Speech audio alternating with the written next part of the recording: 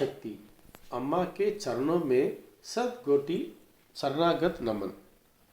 हम लोग 2002 में अम्मा के मंदिर पहली बार आए थे। तब मैं फौज में कार्यरत था। साल के एक बार जरूर छुट्टियों के लिए हमारे गांव जाया करते थे, जो कि मदुरई में है। उस समय हम पुणे में रहते थे। चेन्नई में मेरी पत्नी के बड़े भाई का घर था। उन्हें परिवार से मेरे पत्नी के मामी ने पहली बार हमें मरुवत्तूर लेकर आई। तब हम अम्मा के दर्शन कर कुमकुम प्रसाद लेकर अम्मा के मंदिर में मिलने वाली शक्तिवली पुस्तक को लेकर पुणे की ओर निकल पड़े। उस पुस्तक में अम्मा का दिव्य वाक्य, अम्मा के भक्तों का अनुभव, मंदिर में संबंधित समाचार इत्यादि हमें पता चला। उसी वर्ष दिसंबर में मेरे जन्मदिन पर मेरे परिवार यानी पत्नी, बड़े लड़का, छोटी लड़की के साथ अंग प्रदर्शन करने का मौका मिला। तब से हमारा अम्मा के मंदिर से बंधन शुरू हुआ। फिर जब भी मौका मिलता था हम अम्मा के मंदिर आने लगे। मेरे काम की वजह से 3 साल में एक बार ट्रांसफ़र हुआ करता था।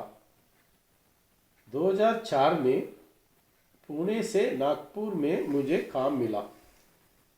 2006 में नागपुर से जब हम आए तब हमें अम्मा का माला इरमुड़ी का बारे में पता चला और हमें श्री बंगारू अम्मा के हाथों से माला डालने की भाग्य प्राप्त हुआ।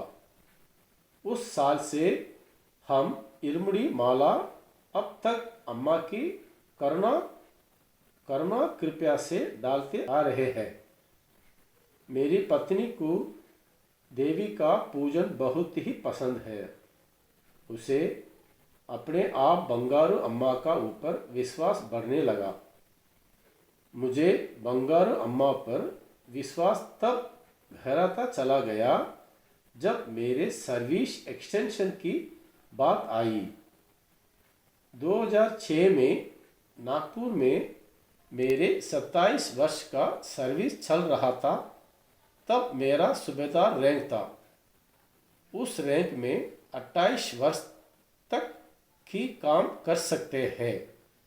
फौज के नियमों के अनुसार 28 प्लस 2 साल का सर्विस बढ़ाने के लिए उस फौजी का शारीरिक स्वास्थ्य एवं ट्रेड वर्क यानी पहले फौज में भर्ती होते समय जिस प्रकार का स्वास्थ्य था उसी प्रकार 27 वर्ष की सर्विस में भी है या नहीं,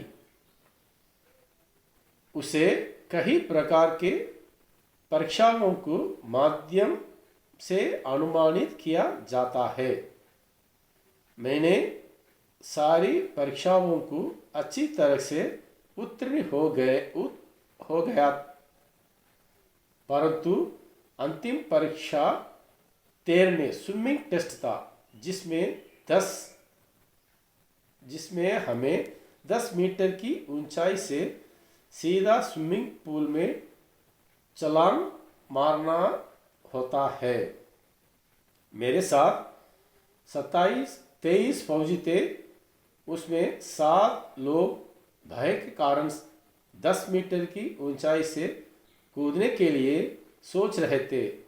हमारे अफसर ने कहा कि आप लोग कूद ना पाए तो 2 साल की बढ़ोतरी नहीं मिलेगी, नीचे आ जाओ।